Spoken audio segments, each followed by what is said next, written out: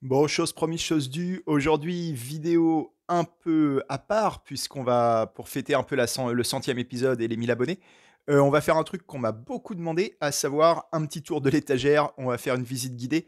Alors, je précise tout de suite que je vais pas spécialement parler de tous les mangas que j'ai.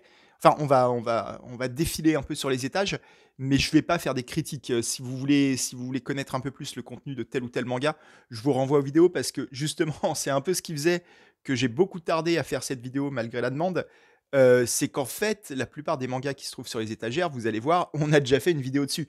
Donc, va pas y avoir énormément de surprises sur le contenu, mais on va plutôt parler de l'aspect collection, de l'aspect accumulation aussi de mon rapport, à la possession de mangas, au support physique.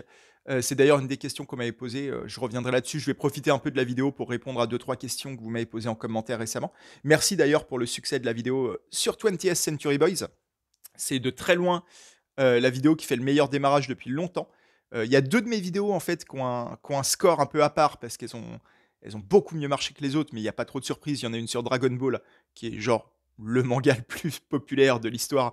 Donc oui, et la vidéo a bien marché. Et celle sur Claymore, un peu à ma surprise, qui a très très bien marché aussi. Elle doit être à plus de 2000 vues, ce qui est beaucoup pour moi. Mais 20th Century Boys a très bien marché aussi. Bon, faut dire que c'est aussi un gros manga. Donc c'est pas très surprenant. Mais en tout cas, je vous remercie. Et donc, ouais, ben on va profiter de cette vidéo pour faire un peu le tour, pour parler des pièces rares de la collection, des choses comme ça, et de l'avenir de tout ça. On peut commencer par ce que j'ai au mur. Je sais pas s'il y en a parmi vous qui voyez ce que c'est. C'est un dessin d'Inyo Asano, celui à gauche, et celui-là de Minetaro Mochizuki. C'est des couvertures du magazine Atom qui faisait payer, mais vous savez maintenant, Atom, le magazine ne fonctionne que par financement participatif, enfin principalement par financement participatif. Vous pouvez précommander chaque numéro à chaque fois. Et de temps en temps, ils offrent une affiche avec. Et là, c'était des dessins originaux, donc je les avais pris. Surtout que c'est deux de mes mangaka favoris. Donc voilà, ils sont à mon mur. Et il y en a deux autres là qui sont aussi de mes mangaka favoris. Puisque là, on a un auteur dont on a parlé récemment, Atsushi Kaneko. Pareil, avec un dessin original. Et là, c'est Kyu Hayashida, l'autrice de Doro et Doro. Pareil, c'est pas le plus beau, je la trouve sombre cette affiche, on voit pas bien ce qu'elle représente, mais c'est une affiche de Dai Dark, son dernier manga en date, que très cool d'ailleurs. Et qu'est-ce que j'ai d'autre? Là, j'ai deux, trois trucs aussi. Une, euh, un dessin de The Arm Spedler, alors c'est pas vraiment dédicacé, c'est de l'imprimé, mais c'est Kiyun qui avait sorti ça pour les 10 ans de Kiyun, il y a marqué là. Voilà, j'aime beaucoup ce dessin, j'aime beaucoup ce manga. On avait fait une vidéo dessus, je vous renvoie à ça au tout début de la chaîne. C'est un manga qui est assez méconnu, mais pour lequel j'ai une grosse affection, qui malheureusement n'a jamais été terminé. Et là, il y a deux ex-libris qui avaient été offerts par les éditions Naban récemment. Une pour Demande à Modigliani et une pour leur toute dernière sortie que j'ai achetée très récemment qui s'appelle Mazarian. On en parlera sûrement un jour, c'est très sympa. Petite série en 3 tomes, voilà. Sinon, qu'est-ce que j'ai d'autre sur les étagères? Là où il y a les coffrets, hop, tout un tas de coffrets, dont quelques-uns que je vais sûrement revendre bientôt. Là, je vais bientôt en fait commencer à faire un tri parce que là, comme vous le voyez, je m'écarte un peu. L'étagère est vraiment bien pleine. Il me reste un peu de place ici et là, mais c'est quand même très plein. Donc, je pense que je vais me séparer de quelques trucs. Au niveau coffret, il y a des trucs que j'aime vraiment beaucoup, genre Ta Copie, j'aime bien. Orange, c'est vraiment une très bonne série. Pluto, évidemment, je vais garder. Par contre, je pense que je vais me séparer de ça. Steam Reverie and Ember, on en avait parlé, on avait fait un épisode. Un petit artbook manga sympa, mais j'ai pas grand chose, pas grande affection pour. Je peux me passer de ce coffret. Black Lagoon, j'aime vraiment bien ce manga. On en parlera peut-être un jour, j'en ai jamais parlé. Gun, bizarrement, j'ai le coffret. C'est un manga culte et je comprends pourquoi. C'est un monument du cyberpunk. Bizarrement, c'est pas un manga que j'aime beaucoup. Je saurais pas vraiment expliquer pourquoi, mais j'ai jamais eu un grand attachement à ce manga. Ça m'a jamais tant marqué que ça. Donc peut-être que je vais me séparer du coffret aussi. Je crois qu'il coûte un petit peu d'argent, donc ça remplira le compte en banque. Le reste, là, c'est des trucs dont on a parlé. Veritas, c'est un manhwa, un manga coréen assez mauvais. J'ai acheté le coffret un peu par curiosité, il était pas très cher. Je pense que je vais m'en séparer aussi. C'est vraiment, il n'y a pas grand chose à en dire. C'est un truc très très basique de combat. et je pense que je vais me séparer de ces 2 là d'ailleurs, de celui des Montagnes hallucinées de Gutanabe là que vous voyez devant et de Fire Punch derrière. 2 coffrets qui coûtent pas mal d'argent, qui sont assez recherchés par les collectionneurs et qui sont des mangas, pour lesquels pareil, j'ai pas grande affection. Fire Punch, je vous renvoie à ma critique, c'est un manga qui n'a pas marché sur moi. Et les adaptations de Lovecraft par Gutanabe, il y a beaucoup de fans. Je n'en fais pas partie. C'est des mangas qui me laissent assez froid. Peut-être parce que je suis fan de Lovecraft, enfin fan, en tout cas gros lecteur de Lovecraft. Vous voyez que j'ai l'intégrale ici. Ce qui fait que les adaptations de Gutanabe, je les trouve très très littérales. Je trouve que, tiens, il y a un chat qui. Je ne sais pas si vous le voyez. Il y a un chat qui est en train de s'amuser dans le terrain derrière mon appartement. Désolé, dès que je vois un chat, je me perds. J'ai presque envie de continuer à le filmer. Euh, je sais pas qui il est. Mais oui, ouais, les adaptations de Gutanabe, elles sont tellement fidèles au roman de Lovecraft qu'en fait, j'ai du mal à en voir vraiment l'intérêt, si vous voulez. Je préfère à la rigueur lire les textes de Lovecraft en réalité. Voilà, c'est quelques trucs que je vais vendre bientôt. Et surtout, ouais, comme je vous dis, je crois que ces coffrets sont vraiment recherchés. Donc, si ça peut me faire un peu d'argent en passage, j'avoue que je suis pas contre. Euh, D'ailleurs, c'est un truc de la collection. Il y avait quelqu'un qui me posait la question, il se reconnaîtra. Je suis désolé, j'ai pas pris les noms vos pseudos pour répondre à vos questions. Qui me demandait ce que je pensais du numérique, de la lecture de manga en numérique. Ben, j'en pense du bien.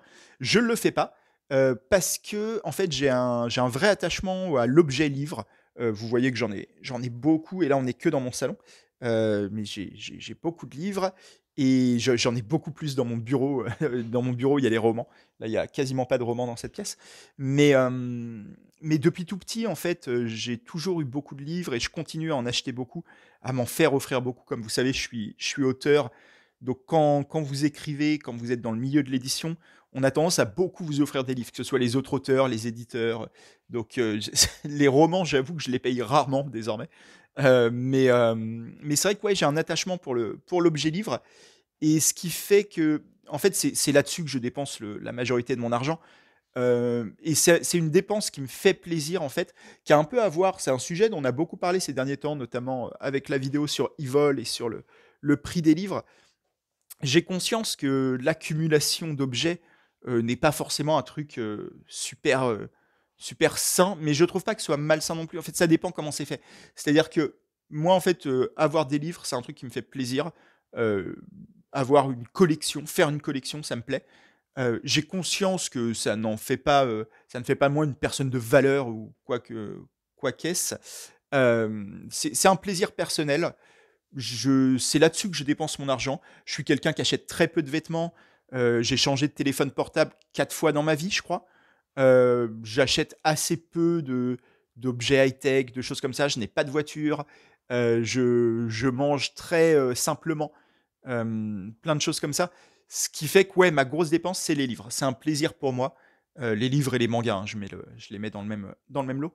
C'est un plaisir pour moi et c'est un plaisir duquel j'ai pas envie de me passer. Donc c'est vrai que par rapport à la lecture numérique, moi ça m'attire moins parce que je crois que je suis attaché à l'objet. C'est-à-dire que dans ma quête du manga, dans mes lectures, il y a bien sûr le plaisir de la lecture, de la découverte, de trouver des bonnes histoires, des dessins qui me plaisent. Mais il y a aussi effectivement l'aspect collection dont je suis parfaitement conscient. On en pensera ce qu'on voudra. Je suis tout à fait ouvert à ce que vous trouviez ça un peu débile de vouloir posséder les livres. Mais je crois ouais, que c'est un truc, voilà, ça fait partie de mes plaisirs à moi, de mes plaisirs de vie.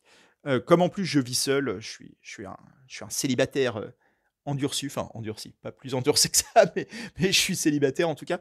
Il y a un truc de, voilà, j'ai un peu fait la paix avec moi-même depuis quelques années sur le côté geek en fait. Je sais que j'ai un appart où il y a vraiment très geekos, surtout pour quelqu'un qui a quasiment 40 ans.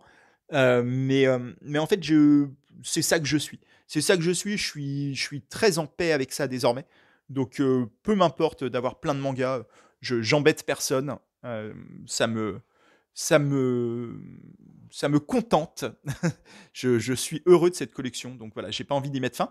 Mais par contre, je comprends carrément l'intérêt du numérique, que ce soit en termes de place, en termes de prix, même si je pense que le prix du numérique est trop élevé, trop élevé. Y a pas, ça devrait être un peu moins cher, d'1 ou 2 euros au moins par manga. Mais bon, après, il y a plein de systèmes d'abonnement, de stream, de choses. Enfin, de stream, c'est pas le bon terme. Mais ouais, d'abonnement un peu à la Netflix maintenant avec les mangas et tout. Donc, je pense qu'il y a plein de manières de se débrouiller pour pas payer trop cher avec les mangas numériques. Et je vous incite à faire ça si vous n'avez pas d'attachement à l'objet. En vrai, en 2023, ouais, lisez en numérique, hein, c'est plus pratique. Plus pratique et moins cher. On va parler un peu de la collection. Donc là, j'ai l'intégrale Dr. Slump, série culte d'Akira Toriyama. La collection est classée n'importe comment. Vous allez voir, j'ai essayé de regrouper quand même un peu les œuvres d'un même auteur au même endroit, mais c'est un peu le bordel. Là, Dr. Slump, Dragon Ball, bon, vous connaissez, c'est les éditions perfectes, comme ils ont appelé ça. Quelques one-shots d'Akira Toriyama qui sont là. J'ai pas le reste de son œuvre, il me manque quelques trucs. Je me suis contenté de tout ce qui était à ce format-là, grand format. Donc il me manque quelques trucs, mais voilà. Akira Toriyama, je suis à la fois ultra admiratif de sa carrière et en même temps, j'ai pas besoin de tout avoir. C'est pas mon auteur favori. Dragon Ball, c'est un peu mon manga fondateur évidemment, mais voilà, je suis pas un grand collectionneur Dragon Ball. J'ai pas de pièces rares ou quoi que ce soit. Full Metal Alchemist, l'édition qui est en cours, très très belle édition pour le coup. Je renvoie encore à la vidéo sur Evil, mais sur les éditions Deluxe, celle de Full Metal Alchemist, c'est un exemple de comment bien faire les choses, quoi. Noble paysan dont on avait parlé, de la même autrice. Devant, c'est un peu les shonen. Alors, on a Fly ici, dont on avait parlé aussi, Fly Dragon Quest, qui est en réédition actuellement chez Delcourt Tonkam, si je dis pas de bêtises, en format double, je crois. Format double ou un et demi, je sais plus. Mais en tout cas, voilà, il y a une nouvelle édition. Moi, j'avais cette édition-là qui est la toute première en France. Mais, je vous renvoie à la vidéo qu'on avait fait dessus, mais qui était une édition vraiment cool chez J'ai lu, qui était très peu chère. Je sais plus combien ils les vendaient, mais c'était à l'époque, je suis en train de chercher, voilà, c'était 25 francs. Parce qu'il sortait City Hunter en même temps, c'était la même formule. 25 francs, ce qui fait genre 4 euros, quelque chose comme ça. Alors, les conversions veulent plus dire grand chose, qu'il y a eu l'inflation, tout ça. Mais en gros, c'était vraiment très très peu cher. Même à l'époque, c'était le manga le moins cher. Donc j'ai toute la collection qui était recherchée pendant un temps avant qu'il y ait la réédition. C'est vraiment un de mes shonen favoris. On en reparlera dans mon top 10, je pense. Ça, c'est Beat de Vandelbuster, des mêmes auteurs, qui est beaucoup moins bien, mais qui est sympathique, mais qui est vraiment beaucoup moins bien. Claymore, un des meilleurs shonen ever. Shonen, c'est un peu un seinen, mais c'est classé en shonen. Glénat a dit que c'était pour les enfants. C'est pas le cas, mais bon, ok. Ajin, j'en avais parlé, un manga que j'ai surkiffé, je vous le conseille une nouvelle fois. Colorless, dont on a parlé. Pour l'instant, il n'y a rien de spécial à dire, hein. Derrière, là, sur le deuxième étage, sur le rang de derrière, vous voyez, c'est toute ma collection d'Eiji Otsuka. Là, pour le coup, il y a du rare, quasiment tout, en fait, est rare. Eiji Otsuka, on en a parlé plusieurs fois, c'est vraiment un de mes scénaristes favoris, notamment pour MPD Psycho, qui est là, les petits. C'est marrant parce qu'ils font 200 pages, hein, comme des mangas normaux, entre guillemets, les MPD Psycho, mais ils sont beaucoup plus fins. C'est le papier qui fait ça, mais c'est assez marrant. C'est les mangas les plus fins que j'ai. Mais en tout cas, tout est recherché là. Que ce soit Madara, Japan, qu'on ne voit pas vraiment, Léviathan, MPD Psycho, Kurosagi et Detective Ritual. Absolument tout est rare. Le pire étant MPD Psycho, il y a vraiment des tomes, vous les voyez passer sur les sites de vente à plusieurs centaines d'euros. J'en ai déjà vu un à 800 euros. Voilà. Ça n'a aucun sens. J'espère que personne ne les achète à 800 euros. Mais c'est une dinguerie. Mais tout est rare. Kurosagi, pareil, c'est des prix assez ouf parce que c'est le cas d'école, en fait, les romans. Les mangas de Eiji Otsuka, c'est le cas d'école des mangas qui n'ont pas beaucoup marché. En réalité, je pense que très peu de gens achetaient ces mangas-là, même MPD Psycho. En termes de volume, ça devait être quelques milliers de lecteurs, grand maximum, très grand maximum mais qui sont un peu cultes. Il y a beaucoup de gens qui adorent ce manga ou qui adorent les autres de Eiji Otsuka et donc qui sont recherchés forcément. Il y a peu d'exemplaires en circulation, peu d'exemplaires qui ont été faits initialement, peu d'exemplaires qui sont revendus parce que les gens les gardent et donc c'est recherché. Devant Doro et Doro, vous connaissez, Die Dark. Là, tous les mangas que j'ai, c'est-à-dire tous les mangas d'ailleurs, je crois que j'ai tout, de Masato Issa, mangaka que je surkiffe aussi, notamment pour Aera 51. On en reparlera dans le top 10. Area 51, ça a été un truc de ouf pour moi. Avec devant une figurine de Broly achetée au Japon. J'avais été au Japon il y a quelques années, il y a longtemps en réalité. C'était avant Fukushima, donc ça remonte. J'avais trouvé cette figurine, j'avais acheté deux trois merdes comme ça. Pourtant, j'ai aucune affection particulière pour le personnage de Broly, qui est un perso de Dragon Ball, hein, pour ceux qui connaissent pas, et qui est un perso très populaire auprès de beaucoup de fans. C'est pas spécialement mon cas, mais bon, j'ai cette figurine, voilà. Les grands formats de Tsutomu Nie avec Blame, Abara en édition américaine, c'est pas l'édition qu'on peut trouver en France. Akira à côté, alors c'est pas Tsutomu Nie, mais je les ai mis là. Et devant, toujours Tsutomu Nie, toute la collection. J'ai tout ce qu'il a fait. Là, ils sont en train de rééditer en ce moment Bioméga aussi en grand format, et je pense qu'ils vont faire pareil avec Night of Sidonia, qui existe aussi en grand format au Japon, donc je pense qu'ils vont tout remettre au grand format comme les Blame qu'il y a derrière. Je vais pas, pour le coup, je fais pas ça. Je crois que je l'ai jamais fait, hein, à part pour Dragon Ball. J'avais fait pour Dragon Ball, mais de racheter un manga que j'ai déjà dans la nouvelle édition. En vrai, n'importe quelle édition me va. Je suis très collectionneur, comme je disais, mais je suis pas collectionneur d'édition. C'est-à-dire, j'aime bien avoir toute une série, mais je m'en fous un peu de quelle édition j'ai. Du moment que j'ai la même édition du début à la fin, ça me va. En dessous, qu'est-ce qu'on a? Là, on a beaucoup de lézards noirs, notamment tout Keigo Shinzo. Keigo Shinzo, on en a parlé une fois ou deux déjà, très grand auteur contemporain dans le réalisme. Là, tout ce qui est là, en fait, c'est Keigo Shinzo. J'adore ce qu'il fait, et notamment Mauvaise Herbe, et sa série en cours là, qui a commencé il n'y a pas longtemps, qui est là, Irai Yasumi. Je pense qu'on fera un épisode un jour quand il y aura un peu plus de tomes.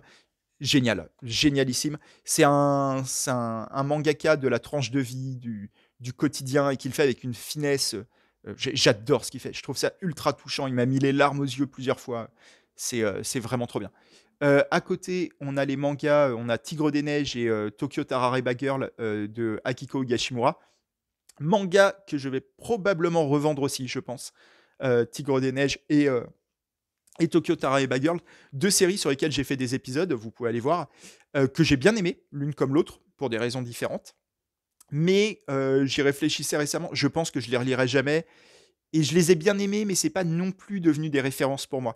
Je pense pas que j'aurai un jour envie ou besoin, entre mille guillemets, on n'a jamais besoin, mais de m'y replonger pour revoir des choses. Je crois que je les ai lus une fois, ça m'a suffi. Je pense pas que ce soit dans le style graphique, dans la narration, tout ça. J'en ai pas puisé tant de choses que ça. Gone, manga d'enfance pour moi, ces mangas-là, surtout cette édition-là, Casterman, vieille édition à dos rouge comme ça fait partie des tout premiers mangas que j'ai achetés dans ma vie. Je les garde un peu en souvenir. C'est un manga, pareil, j'ai fait un épisode, c'est un manga très sympathique, Gone. Cette édition-là est complètement introuvable hein, aujourd'hui. C'est un vieux, vieux truc. Je sais pas du tout si c'est à côté, j'ai jamais regardé. Mais c'est un truc, oui, ça doit avoir 30 ans. Ouais, c'est ouf, mais je pense que ces mangas ont 30 ans. Ces objets ont 30 ans. Les amants sacrifiés, on a fait un truc récemment. Là, c'est tout un tas de petits one-shot, mais en grand format. C'est marrant parce que là, je suis en train de regarder quasiment tous. On a fait un épisode dessus. Non, pas tous, mais on en a parlé dans quasiment tous.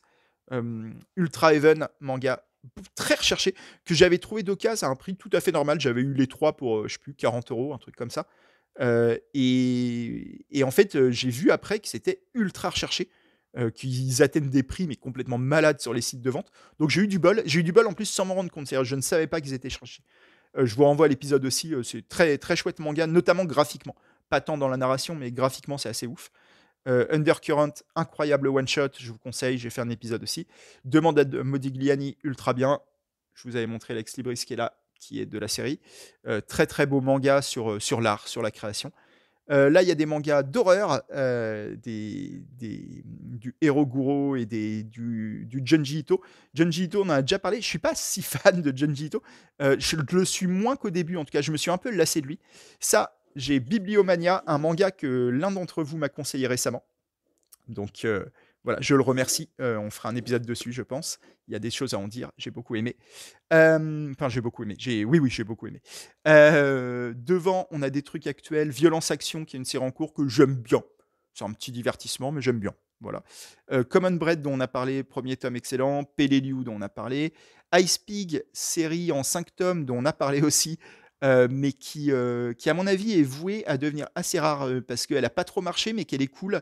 Et pareil, un peu comme ce qu'on disait sur Junji Ito, pas sur Junji Ito, sur Eiji Otsuka, je pense que c'est un truc qui peut devenir discrètement culte. Alors, c'est moins profond que Eiji Otsuka, hein, mais ouais, je vois bien ce manga atteindre des prix un peu chers dans les mois qui viennent. Akaiju, enfin, tous les mangas que vous voyez, de Ping Pong Dash à Happy Land, c'est de Shingo Honda, un auteur très secondaire, mais que j'aime bien. Je ne sais pas pourquoi. Akaiju, sa série de Kaiju, et Ping Pong Dash, sa série de Ping Pong, sont assez recherchées. Enfin, assez recherchées. Je ne sais pas si elles sont très recherchées, mais en tout cas, elles sont rares, donc assez dures à trouver. Rainbow et Ikigami, deux séries sur lesquelles on a fait des épisodes il y a très longtemps, au début de la chaîne, que j'ai là en édition intégrale chez Kazé. Je crois que Rainbow était devenu rare à un moment, mais a été réédité depuis. Euh, Excellent manga, grosse fresque historique sur le manga, je vous conseille. Qu'est-ce qu'on a là? Là, on a des grands formats, un peu de tout, des artbooks, des choses comme ça. Peut-être des trucs dont on parlera un jour. Bon, on a parlé de beaucoup de choses là, je suis en train de reconnaître les trucs. Là, il y a des artbooks d'Inyo Asano, c'est un peu des raretés, les Control tome 1 et tome 2, qui sont, ouais, qui sont des artbooks qui n'ont jamais été traduits. Étonnamment, parce qu'Inyo Asano est très populaire en France, mais ils sont, moi je les ai en édition japonaise, mais ils n'existent que ça. C'est des très beaux objets. Quelques grands formats. Devant les mangas de Mikamoto Rei, que ce soit Bloody Delinquent, Girl Chainsaw et Reiko the Zombie Shop, auteur très intéressant, très foutraque. Je vous renvoie à ma vidéo sur Bloody Delinquent, Girl Chainsaw. C'est un auteur complètement ouf que j'aime beaucoup. Là, quelques trucs dont on a parlé aussi, dont on a parlé, putain, on a parlé de tout en vrai, hein. C'est, on arrive à la fin de la collection. Five Minutes Forward, Alice in Borderlands, quelques trucs. Là, c'est des mangas que je vais vendre quasiment tous, je pense. Je les ai mis là, c'est des trucs ouais, auxquels je ne tiens pas plus que ça. Donc je pense que ça va te débarrasser pour la plupart, voire pour tous. Notamment cette série Sky High Survival. Je sais pas pourquoi je l'ai faite en entier. Parce que le début est prometteur. C'est un survival dans un, sur des ados qui sont projetés dans un monde où ça s'entretue, ils savent pas trop pourquoi, bref. Le début est assez cool, il y a un bon rythme, et l'imagerie est chouette, ça se passe sur des toits d'immeubles en fait. Ils passent d'immeuble en immeuble, mais la plupart du temps sans rentrer dans les bâtiments, quoi. Ils peuvent pas atteindre le sol, ils restent sur les toits.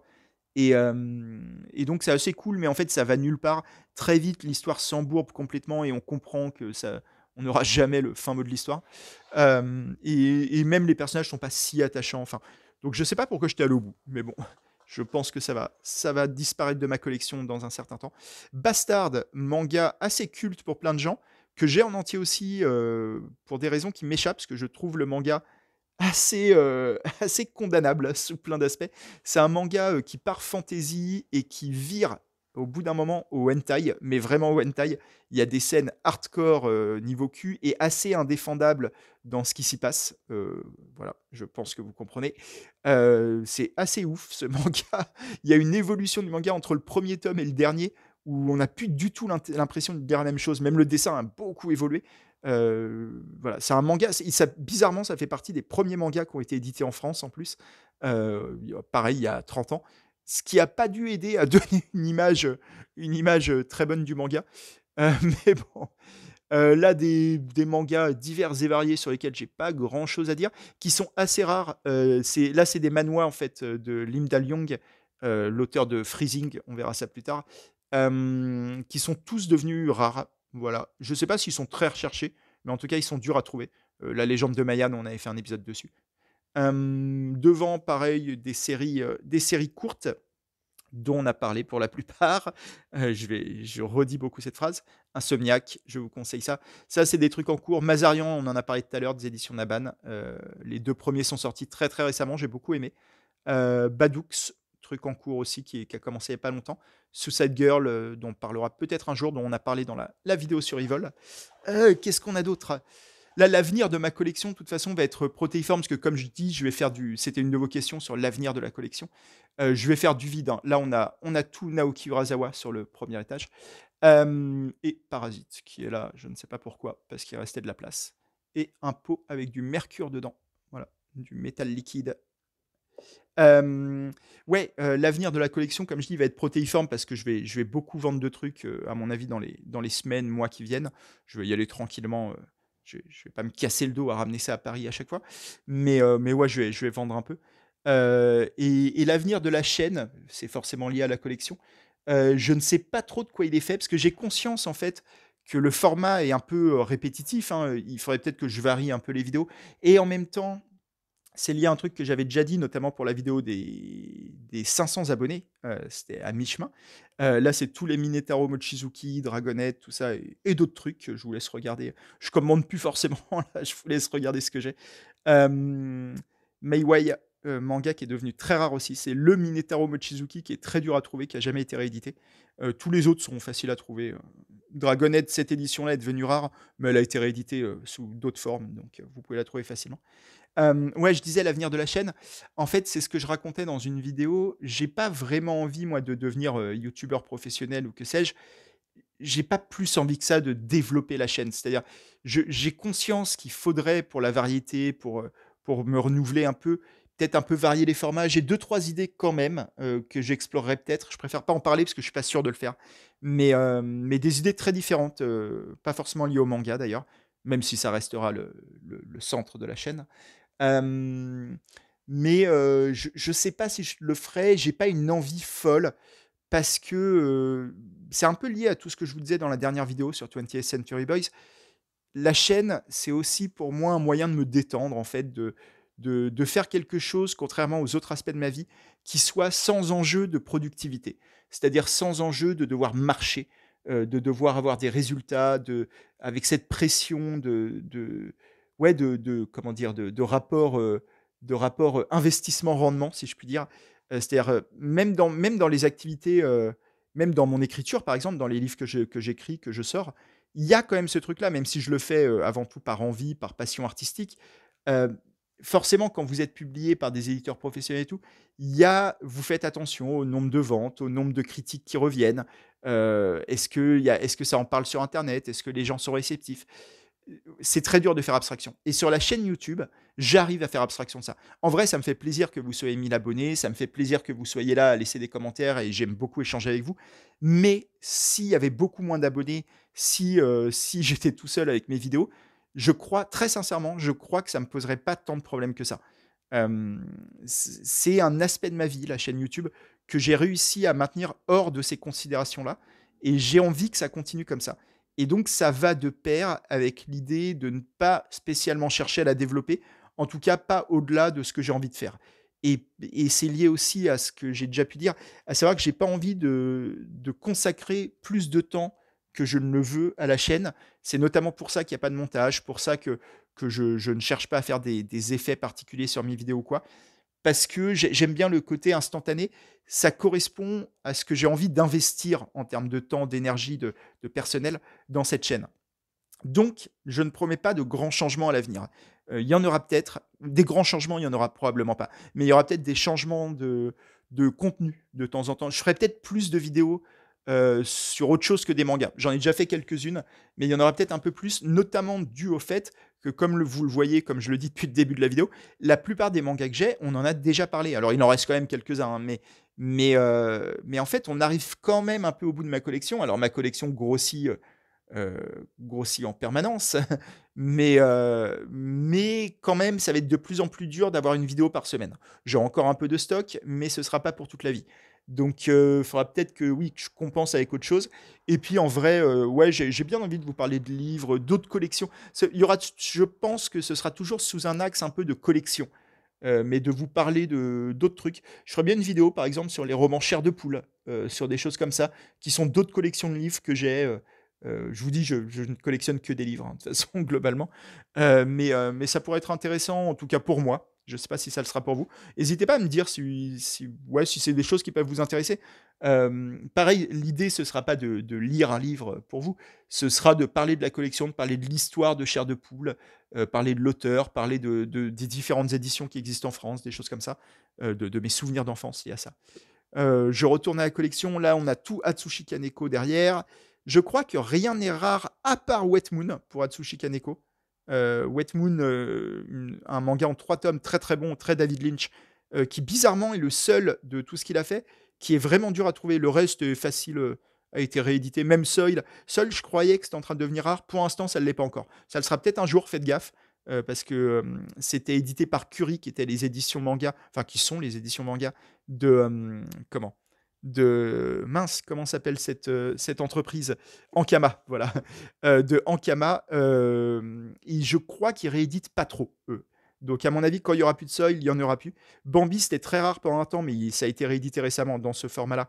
Donc maintenant, c'est facile à trouver. Là, vous voyez des figurines, enfin des figurines, c'est des crayons en fait, Bonne Nuit Pun Pun, que j'avais eu dans une édition japonaise du manga. Voilà, c'est un objet rare pour le coup, je pense. C'est les différents personnages de Pun Pun, dont le dieu caca au premier plan. Là, justement, en parlant de Pun Pun, enfin en parlant d'Inu Asano, il y a ses one-shots grand format, ainsi que celui de sa compagne, Akane Torikai, sans préambule, dont on avait parlé. Et j'ai justement mis devant tous les Inu Asano et tous les Akane Torikai qui sont là. Et bizarrement, autour d'elle, qui est là, un manga qui n'a rien à voir avec eux, mais qui est là parce qu'il y avait de la place et j'ai aligné les logos Akata. Je pense que c'était ça. Derrière, qu'est-ce qu'on a? Enfin, en dessous, qu'est-ce qu'on a? On a tous les GTO. Young GTO ici, GTO Canal Historique ici. Ce qui est marrant d'ailleurs, parce qu'en France, on connaît bien plus GTO que Young GTO, alors qu'au Japon, GTO, c'est une suite. Le premier manga, c'est Young GTO, Shonan Junaigumi. On parlera de GTO un jour. Je pense que c'est une série sur laquelle il y a beaucoup de choses à dire. Puis c'est un des mangas les plus populaires de l'histoire en France, ce qui est assez ouf. C'est le GTO, ça a été très longtemps, je ne sais pas si c'est encore le cas, un des 5 mangas les plus vendus en France. Ce que je trouve étonnant, mais à la rigueur mérité. Enfin, moi aussi, c'est un manga qui a été très important pour moi. Même si là, on a ses suites. GTO 14 Days, je sais plus quoi, je me rappelle plus du titre, Shonan 14 Days et Paradise Lost, la série en cours, qui sont extrêmement mauvaises, extrêmement dispensables, très répétitives. De toute façon, l'auteur Toru Fujisawa s'est complètement enfermé dans GTO. Il a beaucoup de mal, rien d'autre dans sa carrière n'a vraiment marché. Et donc, depuis, il ne fait que du GTO, avec des formats qui se répètent à mort, qui deviennent ultra vulgaires en plus. Il est tombé. Alors, GTO, il y a toujours eu un petit côté vulgos, un côté blague de cul. Le héros, le Onizuka, est un obsédé sexuel. Ça fait partie du manga GTO. Mais c'est de pire en pire à ce niveau-là. C'est devenu franchement. Enfin, la série en cours, la Paradise Lost, c'est ridicule. C'est ridicule. Et je pense que je vais revendre là, tout ça. En vrai, je vais juste garder les Young GTO et le GTO normal. Mais ça, tout ça, ouais, ça dégage. Devant Arms et Arms Peddler, deux mangas excellents. Arms Peddler, on en a parlé. Il y a un ex libris, enfin pas un ex libris, mais une fausse dédicace là-bas. C'est deux très très bons mangas pour des raisons différentes, mais qui ont le même scénariste. C'est pour ça qu'ils sont à côté. Ils ont aucun rapport, hein, malgré les titres. C'est pas du tout une suite ou quoi que ce soit. Là, on a qu'est-ce qu'on a? On a Barakamon et Slice of Life de la même autrice, Satsuki Yoshino. Barakamon, on en a parlé récemment, très bon manga. C'est la seule série dont il me manque des tomes parce que elle est devenue extrêmement rare récemment. Elle l'était pas il y a encore 6 mois, mais en début d'année, elle a arrêté d'être éditée. Elle est devenue très dure à trouver. Ce qui fait qu'il me manque quelques tomes parce qu'ils sont hors de prix. Et donc, bah, écoutez, je vais attendre de les trouver pas trop cher en vide-grenier ou que sais-je, ou en boutique d'occasion. Mais en tout cas, sur Internet, c'est mort. On parle de manga à 150 euros, c'est n'importe quoi. Donc bon, je me suis débrouillé autrement. Pour le coup, le numérique, légal ou non, a des intérêts.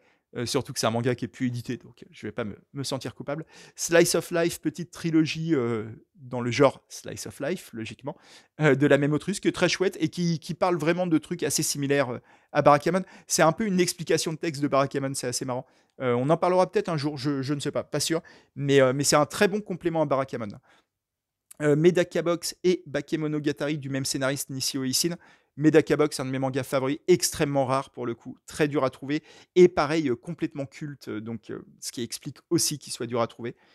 C'est excellent, c'est trop bien, c'est une des premières vidéos de la chaîne. Je pense que la vidéo a vieilli, mais mon avis sur ce manga reste à peu près le même, à savoir que je l'adore et que je le trouve incroyablement bien écrit. Bakemonogatari du même scénariste, très bien écrit aussi, et surtout très bien dessiné, ce qui n'est pas forcément le cas de Medaka Box. Medaka Box est bien dessiné, mais c'est pas une dinguerie graphique, c'est assez banal finalement le dessin. Par contre, Bakemonogatari, avec le dessinateur O'Great, c'est une dinguerie absolue, c'est un des plus beaux mangas que j'ai jamais lu en termes de dessin et de composition. Ça expérimente à chaque case, c'est fou. Je vous renvoie à la vidéo que j'ai faite. L'attaque des titans en version colossale qui est derrière. Très grande série, ça a été un événement quand même dans le monde du manga, je pense, à raison. Quelques artbooks ici, artbook, de Claymore, un artbook, de Sho Utajima, je dis Sho Utajima? J'ai un doute sur son nom. Oui, c'est ça, Sho Utajima, le dessinateur de MPD Psycho et un artbook de Freezing, qui est là et là, qu'est-ce qu'on a? Des one shot, enfin pas des one shot, mais vous savez des livres, un peu, livres explicatifs, des databooks, comme ils appellent ça, de l'attaque des Titans et quelques semi one shot, Birth of Levi et Lost Girl. Tout ça va peut-être partir. Je ne sais pas. Parce que je me dis, l'attaque des Titans, il y a eu des séries dérivées un peu dans tous les sens que je n'ai pas et que je n'ai pas envie d'avoir. Genre Before the Fall. Il y a eu la série parodique, là aussi, je ne sais plus comment ils appelaient ça. Un truc très bizarre. Enfin, très bizarre, c'est pas si bizarre, ils font souvent ça au Japon, mais truc comique, une relecture comique de l'attaque des Titans. J'ai pas spécialement envie. J'ai beaucoup, beaucoup aimé le manga L'attaque des Titans, mais j'ai pas spécialement envie d'avoir tout ce qui a été fait autour. Donc peut-être que je vais me séparer combien j'en ai? De ces 7 petits tomes. Ça fera un peu de place en plus. La Cité Saturne, Girlless Tour et encore un dérivé de GTO, qui est très mauvais aussi, qui est très rare celui-là. J'ai vu ça récemment, il atteint des prix pareil en revente assez élevés. Peut-être que c'est une bonne raison de s'en séparer aussi. Si on peut faire un peu de thune, écoutez, très mauvais manga sur un personnage secondaire de la saga GTO. On en parlera si on fait un épisode sur GTO, on parlera un peu de toutes les séries dérivées.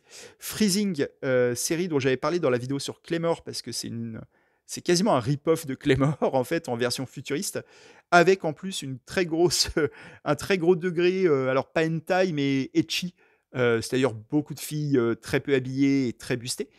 C'est un peu le thème d'ailleurs de cet étage où c'est que des mangas un peu comme ça. Voilà, je vous laisse voir ce que c'est. Il y a un manga hentai, c'est le seul de ma collection, Pinsaro Sniper. J'ai une espèce de trope d'amour pour les personnages de femmes, enfin de filles tueuses à gages. Il y a Violence Action qui est là, qui est exactement sur ce truc-là. On fera sûrement un épisode sur Violence Action un jour, quand ce sera terminé peut-être. Et je sais pas pourquoi, c'est vraiment un thème, enfin un thème, un motif, une figure que j'ai envie de retrouver en permanence. Donc j'ai acheté cet hentai, qui est aussi un hentai, hein, ne mentons pas, mais je l'ai surtout acheté pour le côté tueuse à gages. Voilà, pensez-en ce que vous voulez, vous avez le droit de me juger. Narutaru, Bokurano, on en a parlé, deux mangas qui sont devenus assez rares. Bokurano est vraiment rare, on avait fait un épisode dessus.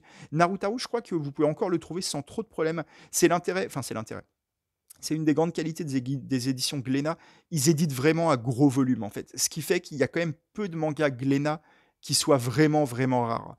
Vous pouvez généralement les trouver, même si ils sont plus distribués en librairie, vous pouvez les trouver d'occasion à pas trop cher généralement, parce qu'il y en a eu beaucoup de base, en fait. Inugami, série dont je pense on va faire le prochain épisode normal, donc je vais pas trop en dire. Manga assez rare aussi. Minoru Furuya, hop, qui est ici, très très bon auteur dont on a parlé deux fois pour Imizu et pour Saltiness. Très grand auteur, pareil, du réalisme, lui pour le coup, du réalisme sombre. Je dis lui aussi parce que je pense à Keigo Shinzo, dont on a parlé tout à l'heure, Keigo Shinzo, qui était là-bas, qui sont deux auteurs contemporains que je trouve très importants et très attachants et dont j'ai toute l'œuvre traduite, mais qui sont assez différents. Keigo Shinzo est dans un truc quand même plus positif, plus lumineux, même si ça lui arrive de parler de choses assez dures, mais il est quand même dans l'espoir, dans la recherche d'espoir, là où hop, Minoru Furuya est quand même un peu plus dans le dark, hein. Minoru Furuya, je pense que tout va pas bien toujours pour lui, même si finalement, suivant les mangas, c'est pas si dark que ça. Il y a quand même aussi de l'espoir. Donc c'est à modérer, mais il est quand même, c'est pas un auteur joyeux. Là, encore des mangas qui sont entassés là, mais que je vais sûrement revendre. Notamment Ariadne, la nouvelle série de l'auteur de Claymore, qui est une interrogation permanente pour moi, parce que Claymore, c'est vraiment un des meilleurs mangas de ma vie. Ariadne, c'est ultra médiocre. Il n'y a rien à en dire. C'est un shonen de base, sans aucun caractère, sans aucune particularité. Je ne sais même pas pourquoi j'ai tenu 13 tomes. J'ai tenu 13 tomes parce que c'était l'auteur de Claymore et je voulais y croire. Mais vraiment, on est à 1 milliard de kilomètres du charisme de sa précédente série, à un point même que je peine à comprendre, hein, vraiment. Comment le même auteur peut faire un chef-d'œuvre et juste après un truc qui est même pas une merde, mais qui est juste lambda. Il n'y a rien à en dire, quoi. D'autres trucs autour que j'ai parfois aimé, parfois pas, mais que j'ai pas spécialement envie de garder. L'enfant et le maudit, j'hésite. C'est à la fois un manga très particulier, sur lequel il y a beaucoup à dire, et qui a un style très particulier de dessin. Je pense que vous l'avez peut-être croisé. On en parlera peut-être avant que je le vende. On fera peut-être une vidéo dessus. Mais parce qu'il est vraiment particulier, il y a beaucoup de choses, à en dire. Mais en même temps, bizarrement, j'ai réalisé en terminant la série que j'avais pas tant aimé que ça et que je pense pas avoir tant envie de la relire un jour. Donc pareil, peut-être que tout ça, ça va se vider comme l'autre case du bas là-bas. Et il en reste encore, c'est jamais fini, parce que là-dedans, il y a encore des trucs et des machins qui sont soit des trucs que j'ai en double, soit des choses que je ne veux pas forcément garder. Ouais, ça, cela dit, c'était assez cool. Un one-shot très peu connu, Bluephobia. Peut-être qu'on en parlera de Bluephobia. Voilà, il y a un tas de trucs et de machins. Il y a des trucs que j'ai en double aussi. C'est beaucoup ça, là, ce tiroir-là. Pareil, il va falloir que je m'occupe de vendre ça un jour. Euh, et un dernier tiroir, pareil, de trucs que je vais vendre, je pense. Erased, série assez connue. Bizarrement, beaucoup de gens l'ont eu, cette série, elle a bien marché. J'ai pas trop aimé. J'ai trouvé ça ouais, très banal. Un manga français, Catacombe, qui est très mauvais, hein, disons les choses, mais qui a une petite curiosité. Voilà, un manga français. Manga français, surtout, c'est curiosité, parce que c'est du début des années 2000. Donc c'était un des premiers mangas français, je pense. Ils appellent ça manga français. Ça a rien d'un manga, hein. C'est vraiment. Et le niveau est très, très amateur. C'est très. Même dans le dessin, vous voyez. Enfin, c'est ouais, c'est très fanfic internet. Et Kurohime, manga pas mauvais, mais qui manque peut-être un peu de charisme, qui ne mérite pas d'être en vue sur les étagères, en tout cas. Voilà. Manga assez recherché aussi, je crois. Enfin, recherché. J'en sais rien, mais en tout cas rare. Il ne faut pas que je confonde recherché et rare. J'utilise un peu les deux mots de manière indistincte, je ne devrais pas. Voilà, je vous ai fait un petit tour de la bibliothèque. J'espère que ça vous a satisfait. Vous me le demandiez depuis longtemps. Donc voilà, on a visité les étagères. Je ne sais pas s'il y a des questions particulières, n'hésitez pas à en poser en commentaire si vous voulez. Moi, je pense que ouais, d'ici la fin de l'été, je vais commencer à faire un petit peu de vide pour laisser la place à de futurs mangas, hein, un vide qui va se remplir derrière, j'imagine. Mais ouais, ça ne sert à rien que je garde des séries qui ne m'intéressent pas tant que ça. Je pense aux dérivés de GTO, ça va dégager, c'est sûr, et à quelques autres trucs. Voilà. Ouais, il y a quand même moyen de libérer au moins une grosse case, je pense. Ouais, à mon avis, facile. Merci beaucoup. Qu'est-ce que j'ai à rajouter? Ouais, je voulais juste rajouter, j'ai beaucoup de mangas. Je crois qu'en tout, puisque je les liste sur un site internet, je suis à 1700, je crois, un truc comme ça. Mais en fait, c'est pas si impressionnant. Si, c'est impressionnant.